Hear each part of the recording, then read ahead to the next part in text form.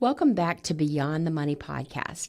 Today, I am thrilled to be joined by a true trailblazer in the financial journalism and retirement education industry, Mary Beth Franklin. She's a certified financial planner with over 40 years' experience as a journalist, an award-winning columnist, and a passionate advocate for financial literacy, especially around Social Security and Medicare. Mary Beth has helped countless individuals, couples, and financial professionals navigate some of the most complex areas of retirement planning, and that is Social Security maximization. She is the author of Maximizing Social Security Benefits, which is now in its 10th edition, and she continues to educate through both in-person and online virtual seminars. Let's dive into her journey, her insights, and what retirees and advisors need to stop getting wrong about Social Security and Medicare.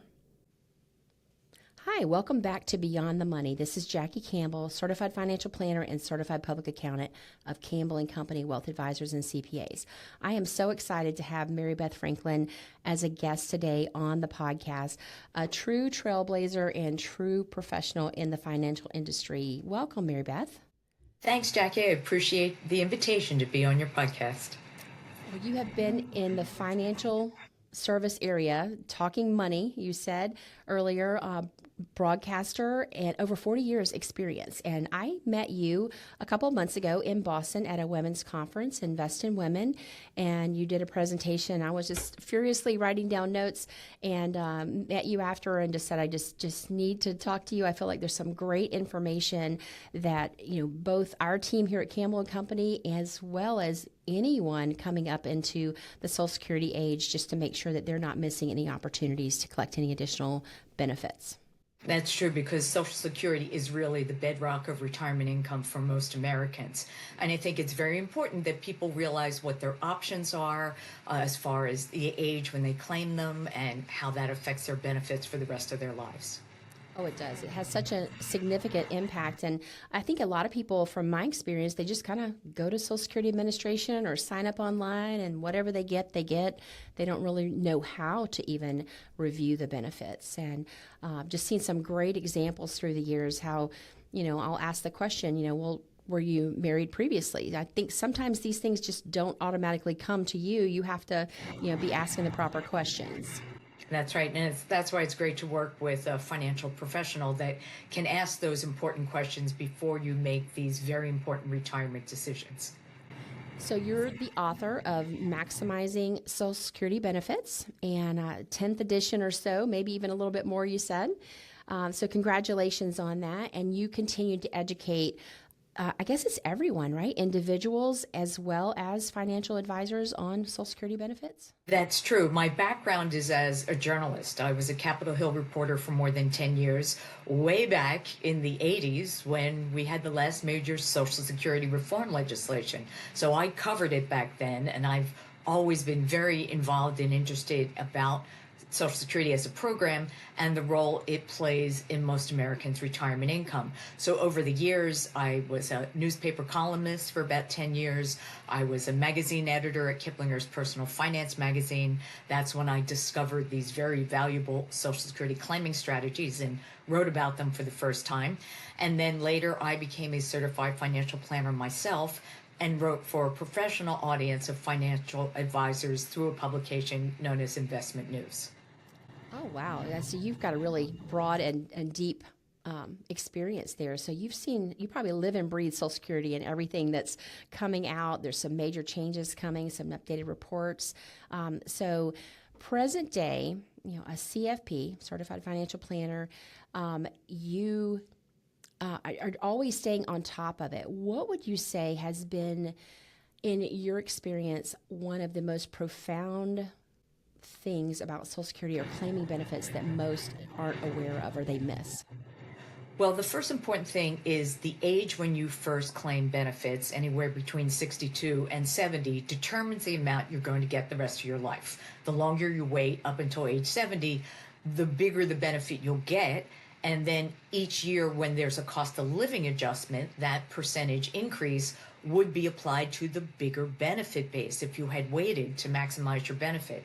What makes me really angry is the fact that we as a country and our political leaders specifically have known for decades that Social Security will face some long-term financing shortfall sometime within the next 10 years. It's more of a political problem than a mathematical problem. It's fixable through probably a combination of tax changes and perhaps benefit tweaks, but it can be fixed. But frankly, our lawmakers don't want to talk about it because from their perspective, it's bad news. They're saying to their constituents, hi, I'm going to raise your taxes or cut your benefits or both. Vote for me. They don't want to have that conversation, so they have no conversation at all. And that unease leaves the rest of Americans, particularly those who have not yet claimed benefits, wondering if Social Security is going to be there for them in the future, and in my opinion is causing far too many people to claim their benefits early and taking a reduction in their benefit amount for the rest of their lives just because they're afraid of what's going to happen. I think our lawmakers have a responsibility to reach out to the public and say, hey, we're going to fix this. I've been having this conversation. I've been doing a podcast now for about right at 10 years in a radio show, Beyond the Money. And I think I've been saying 2035 for quite a few years. And I see nothing. I'm also a CPA. So I see nothing really changing. Yes, they're raising the Medicare wages and Social Security taxable wages every year from an employee perspective, an employer, but no real solution to how we're going to fix this. But obviously the money's going to have to come from somewhere. And along with that, I mean, one, I'd like to hear what you think the greatest or the easiest solve would be to get this to extend a longer period of time, that trust fund. But also, I have had the question again and again and again. I really am afraid I want to take my Social Security benefits as soon as I can because I'm afraid they won't be there. Right. Well, let's talk about a couple of different things. First of all, what finances Social Security benefits?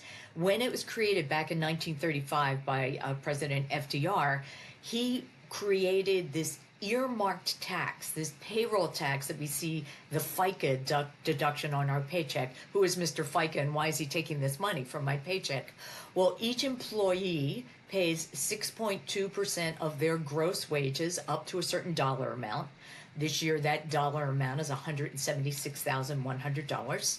And the employer also matches the same amount, 6.2%, for a combination of 12.4% of our gross earnings up to a certain dollar amount funds Social Security. And for many years, that was all that was needed to fund Social Security benefits, because back in the old days, there were so many workers paying payroll taxes supporting a fewer number of retirees.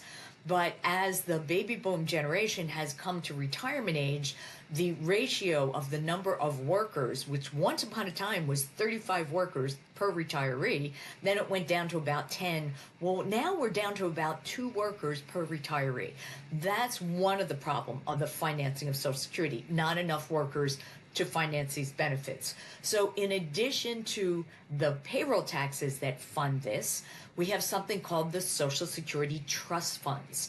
And what these were excess tax revenues that have been collected over the last 40 years with the idea that the baby boom generation would be retiring and we would need this extra money to pay their benefits. Well, from about 1983, when the trust fund was created, till about 2010, that trust fund kept growing and growing and growing to $3 trillion. And around 2010, we had a bit of a financial crisis, so a lot of people lost their jobs and weren't paying FICA taxes, and the first of the baby boomers started to retire. So for the first time in Social Security's 90-year history, tax revenue alone was not enough to pay the benefits. So now we start taking the interest that was earned on this $3 trillion trust fund. And that was great for about 10 years. And then 2021 happened. We had COVID. 25 million people lost their jobs and weren't paying FICA taxes. And more baby boomers were retiring and drawing down benefits. So now the FICA tax revenue, the interest on the trust fund together was not enough to pay all the promised benefits.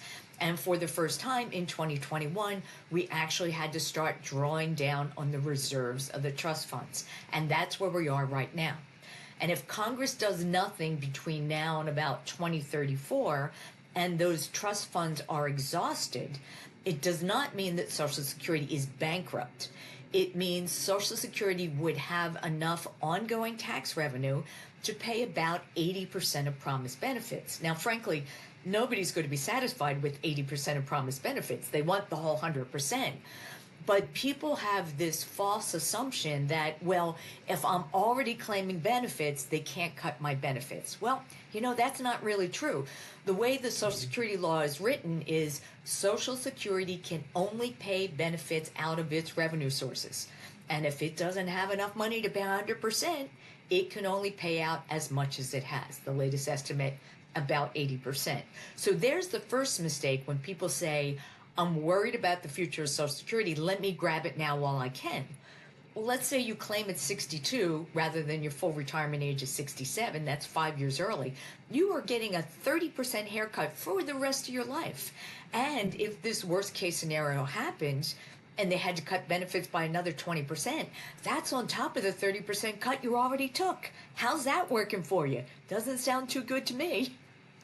Right, and it's the compounding, the cost of living that's going to be added each and every year as well. So it's a big haircut. Right. And the great value of Social Security is not only is it guaranteed monthly income for the rest of your life, no matter how long you live, it's cost of living adjusted. So even people who are fortunate to still have a private pension, in most cases, those pensions are not cost of living adjusted.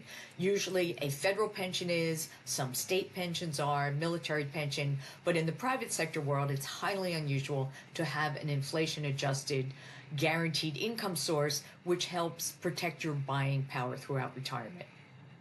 Right. And then you typically, for financial planning, right, you're trying to look for multiple streams of income in retirement. So the longer you live, a pension or Social Security income, the greater those pensions or those sources of annuities are for your lifetime. And that's the one question that none of us know is, when is our expiration date going to be?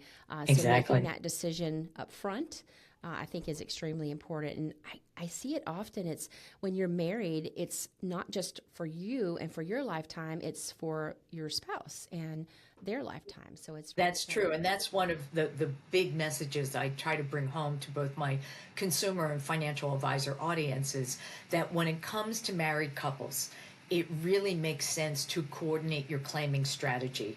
So you don't have just a maximum retirement benefit while you're both alive, but hopefully the spouse with the bigger benefit, who tends to be the husband, who tends to have the higher salary during the career, and who frankly tends to die sooner, if he maximizes his benefit by waiting until age 70 to collect the biggest benefit possible, and then he dies first, that larger amount becomes his widow's survivor benefit, and her smaller retirement benefit goes away. Yeah, I mean, that's the question, though, is how long is everybody going to live? And what I find is when a couple comes in and they have really similar benefits and they're close to the same age, so then it's like, what is the maximization strategy? If they're both in good health, do you need the income? That's typically one of the questions that I'll ask. And then maybe strategize and have one of them start their Social Security benefits a little earlier, trying to bridge the gap, knowing that one of them ultimately will get the highest of the two for the rest of their lives. Correct. I would agree with that. Yeah. What would you say that one or two things would have been that made you really focus on Social Security out of all the financial topics or money topics that you were talking about then? Well, I would think back then, there was this fear that Social Security wasn't going to be able to pay full benefits. And that would have been the first time in Social Security's history. And what's very interesting, to inject a little politics into this, yes, things are crazy in Washington with our White House and our Congress right now, but it was no picnic back in 1983. To refresh your memory, we had Ronald Reagan, the great Republican communicator, in the White House. We had Tip O'Neill, the lion of the Democratic Party, as Speaker of the House. two politicians who did not see eye to eye on anything. And yet they knew how important Social Security was, and they did whatever it would take to make sure Social Security never missed a benefit check. What they did back then, because again they had a divided Congress, was they appointed a bipartisan Social Security Commission to come up with a workable solution and then present that solution to Congress for an up or down vote. And frankly, I think it's the only way in a politically charged environment you can really get a solution. You hand the heavy lifting to a third party and say, give it back to us and we'll vote on it. Well, back then, they appointed someone that at the time most people had never heard of, but we know his name today. It was Alan Greenspan. Long before he was chairman of the Federal Reserve Board, he was chairman of the Social Security Bipartisan Commission. And they did several smart things back then.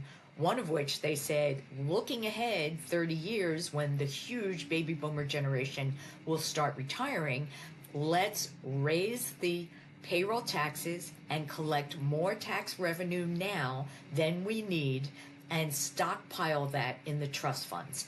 Now, the original idea was that money was just going to sit there and was going to be untouchable. But of course, this is Washington and things like that don't last long. So in reality, the general government does borrow from the Social Security trust funds, but it pays that money back with interest. And that interest is one of the sources of revenue that pays our Social Security benefits today.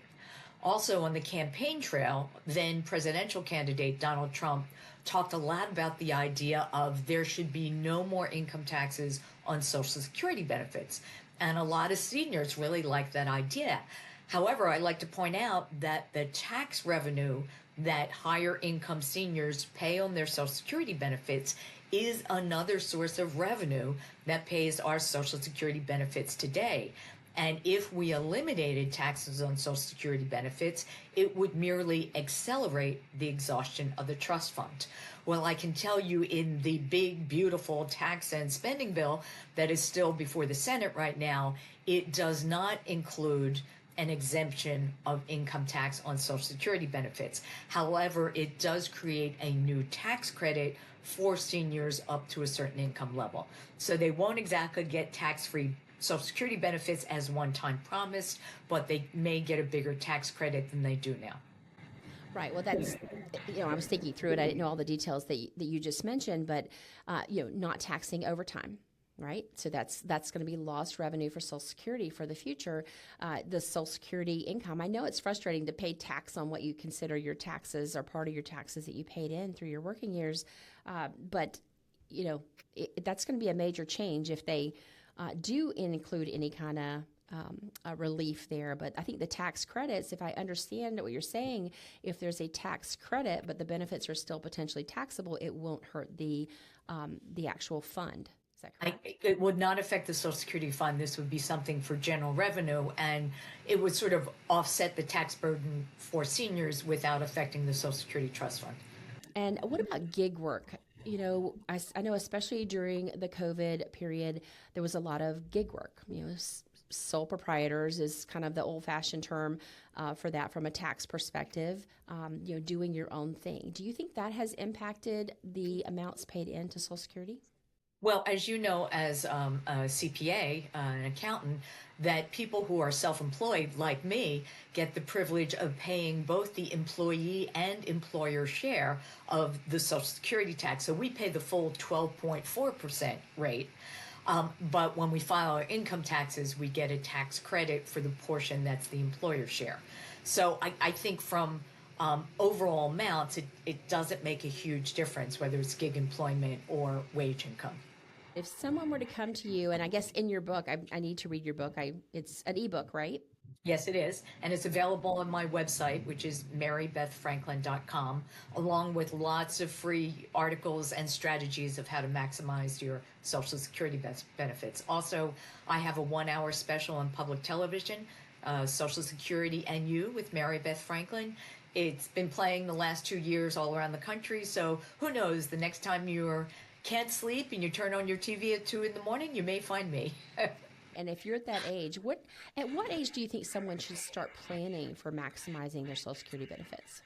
Certainly before they reach claiming age. I think people should really start thinking about their retirement income in their late 50s. You know, am I on track? Meet with your financial advisor. Are you doing everything you can to maximize your benefits? Or you're maximizing your 401k at work? Do you have a separate Roth IRA perhaps? Do you have other investments outside of your retirement accounts? Because I think one of the most challenging aspects of the financing of retirement is we spend our whole career saving for retirement, and we love watching those balances grow in our 401k or our IRA, whatever. One of the hardest parts in retirement is to actually draw out that money, because now perhaps we're watching our balance decline. And we don't like that feeling because we've been taught our whole life to save, save, save. So you should create a retirement income spending plan. Some people who don't have a pension and whose Social Security is not enough to cover all of their fixed costs in retirement may want to consider using some of their nest egg to buy an annuity for several reasons. It gives you more of this guaranteed income every month or every year for the rest of your life, but it also gives you permission to spend that money, which is very hard for some people to just take out monthly or annual withdrawals. You also want to talk to your advisor well in advance of retirement of what does your tax picture look like in retirement, because that can be such a big shock to people in retirement. We've always sort of bought this story that we are going to be in a lower tax bracket when we retire, and consequently we'll be pay less in taxes. In fact, that's not often the case, because when we retire, we often lose a lot of our deductions. We were saving money in our 401k that was tax deductible. We're not saving anymore. We don't have that tax deduction. We may have paid off our mortgage, so we don't have a mortgage interest deduction. Our kids are grown and out of the house. We don't have those dependence deductions. So it's often we're in the same and sometimes even higher tax bracket in retirement. And what many people don't realize going into retirement is how much they pay for Medicare premiums is tied to their income in retirement. So if you can have a conversation in your late 50s and early 60s with your financial advisor and perhaps make a decision to gradually shift some of your traditional retirement accounts like IRAs and convert them to a Roth IRA, yes, you have to pay taxes on the conversion, but it gives you this pool of tax-free money in the future so you can make strategic decisions of how much I'm pulling out of my taxable 401k, my taxable IRA, and then I can perhaps make the difference up in some tax-free withdrawals from my Roth IRA, and that will hold down not just my income in retirement, my income tax, but also how much I pay for Medicare. Because the problem is once we get to required minimum distribution age, which is now 73, we're pretty much locked into how much money we have to take out of those retirement accounts and pay taxes on each year, and it's hard to be flexible after that. That's right. And, extending the required minimum distribution from the IRAs from 70 and a half to, well, now some are 73. 75. Right. 73, It will 73. eventually, yeah. Depending on what year you were born. I mean, that's just a gift for tax efficiency planning in our world, at least here at Campbell and Company. And, great way to consider some Roth conversions. But you're right, you might have already missed a little bit of that window if you didn't start planning. I typically say around 55 is the end zone of retirement, so to speak, or the red zone of retirement, excuse me, just to start planning for those things and get an anticipation of how that's going to map out. Because taxes, you're right, it's a misconception. Some think that even when they turn 70, they don't have to pay taxes anymore because many might not have to based on their income sources. But making sure that you're on track for that, and taxes can certainly be one of those largest expenses in retirement. And I call it a nuisance tax with the IRMA, the income-related Medicare premium adjustment. And it's a shock and surprise for so many because you don't get the notice for, over a year, almost 2 years later from the Social Security Administration that, hey, your Medicare premiums could be up 2, 3, 4 times. I mean, it's pretty significant. It is. And people who are affected by IRMA, income related monthly adjustment amount, or what I like to say, it's like a hurricane for your healthcare costs and retirement. Those people who are affected, and this year it's single people whose combined income is over 106,000, married couples twice that, 212,000. So if you're below those levels, you don't have to worry about IRMA. But if for some reason you go over that, maybe you took a big IRA distribution to help out one of your kids, or you sold a business or a vacation home, some big taxable event that boosted your income, and lo and behold, 2 years later, you get this notice from Social Security that say, hey, good news, you made too much money, you get to pay more in Medicare next year. The good thing is Medicare premiums are reset each year, and if you have a one-time bump in income, you'll probably only have to pay that high income Medicare premium once. But if you get into this situation with required minimum distributions that year after year put you over these thresholds, you'll be paying these higher premiums the rest of your life. I call it a timeline of life. So I'm a visual person, so I love to I'll draw it out on a whiteboard, where you're at, what is your age, if you're married, what's your spouse's age, and kind of show where the Social Security is going to start layering in, when those RMDs are, and just kind of making sure, that 64, 65 age is when that IRMA really starts kicking in, is the year before you're 65. For that Medicare age. So, looking at that timeline for each one of us kind of brings it to life, in my opinion. So thank you for bringing up those minimums. And what about this new windfall provision that just came out in January? Can you give me a little bit of in-depth discussion about that? Right. That is such a great question, Jackie. Up until this year, since about the 1983 Social Security reforms, they created 2 laws that affected certain public sector employees.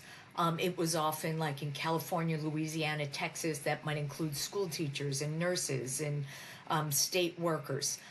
And in addition, in about half the states around the country, it affected police officers and firefighters and EMT personnel and federal workers under the old civil service retirement system and people who had foreign pensions. All of these were affected by 2 rules. One was called windfall elimination provision, and the other was called the government pension offset rule. So the first one, windfall elimination provision, WEP, think W, windfall worker. This applied to people who had worked long enough in the private sector under Social Security and paid into it for at least 10 years that they were eligible for Social Security benefit on their own record, but then they also went to work for some sort of public pension company, often state workers, where they did not pay FICA payroll taxes. And when they retired from these public sector jobs, they had a pension based on work where they didn't pay FICA taxes. If they had earned a Social Security benefit on their own record, they would get one, but the windfall elimination provision would reduce their Social Security benefit by up to half.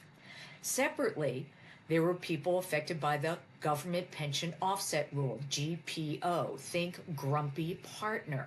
This applied to spouses and survivors who did not have a Social Security benefit on their own record. Again, think Texas school teacher, worked for the Texas school system her whole life, paid into the Texas retirement system, never paid into Social Security, was not entitled to a Social Security benefit on her own record, but she's married to someone who is collecting Social Security. Shouldn't she be entitled to a spousal benefit while he's alive or survivor benefit after he died?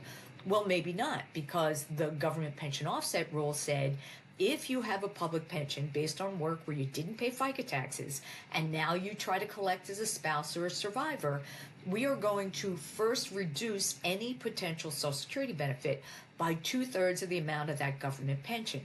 So let's assume you'll have a $6,000 teacher's pension. 2/3 of that is $4,000. If we subtract $4,000 from any potential Social Security spousal benefits, go to wipe it out, and in most cases wipe out a survivor benefit as well. So many of these people never applied for Social Security because they were told you're not going to get a benefit. Well, fast forward to last December, December 2023. Every year since these two laws were in effect, since 1983, legislation has been introduced in Congress every single year to repeal these two bills, and nothing ever happened. And I never thought it would change. But last year, the next to the last piece of legislation the U.S. Senate took up on December 23rd, 2023, was to repeal these two pieces of legislation in something called the Social Security Fairness Act. And it passed. And then President Joe Biden signed it into law on January 5th of this year. And what's so important about this legislation, it not only repeals these two laws, but it repeals them retroactive to January 2024, a year and a half ago. So the people affected by WEP, they were getting a Social Security benefit, but it was reduced. But they were in the Social Security system. Social Security knew who they were, and it was a pretty easy process for them to go back and recalculate how much they were owed without this WEP, and to send them, a benefit check for the last 18 months. Great. But these people affected by the government pension offset rule, the spouses and survivors, weren't in the Social Security system because they were already told, don't claim, you're not going to get anything. These people are entitled to a benefit. So if you are a spouse or a survivor that was affected by one of these rules, you need to go ahead and apply to Social Security to get your benefit. And I will tell you a personal story. 2 weeks ago, I called one of my sisters who is married to a retired Philadelphia policeman. He's 85 years old. He's never collected Social Security because he had a police pension, but my sister did. And I said, do you know about this law? Butch is entitled to benefit on your record. No, never heard of it. She applied. Following week, they got a back check for $20,000. And now he will get $1,200 a month, which is half of her benefit every month going forward. So it just shows you how incredibly valuable this is. So tell your friends, tell your families, tell your neighbors. If anybody was affected because they were public sector workers, they may be entitled to a Social Security benefit. Yeah, I was having a conversation with someone, and she worked for civil service, didn't have any Social Security benefits. Her husband did have that 10-year period, so he had Social Security benefits and he had civil service. So she didn't get any survivor benefits. So I had recommended to her, I sent her an article on it, and I said, I'm not really sure how that works with your particular situation, but chances are she never applied for her own Social Security benefits, so that's going to be the first step. And I guess if you're just really not sure if either one of those two provisions had impacted you at all, it's probably really wise to contact the Social Security Administration or set up an appointment to just double check and make sure nothing's being missed there. Right. And a good first step is just go to the Social Security website, which is SSA, socialsecurityadministration.gov. And right on the front page, if you scroll down to the bottom, it will say Social Security Fairness Act. And click on that, and it will tell you who is affected by this, what to do, how to do it. It's a very good instructional information. Well, you have just been full of information today. I could just talk with you for an hours here. I want to be respectful of your time. Financial advisors, as a CFP, do you feel that financial advisors truly help their clients, for the most part, figure out and navigate through the Social Security benefit decisions? Or is that the one of the reasons that the good ones do, but I will say that because I went through the CFP program myself, I realized how little was taught in the program regarding Social Security and Medicare. And I also knew from a consumer client standpoint that when people think about retirement, one of the first questions they ask is, when should I claim Social Security? So here was this disconnect that the big question for consumers is about Social Security, and yet many financial advisors were not properly trained in all the ins and outs. Now, I will say most financial advisors that focus on the retirement income space have gotten much more knowledgeable about both Social Security and Medicare. They have software programs that can help calculate how to maximize benefits for individuals and for married couples. But if you're interviewing for a new financial advisor and your focus is on retirement, I would certainly ask the question, can you guide me in my Social Security and Medicare decisions?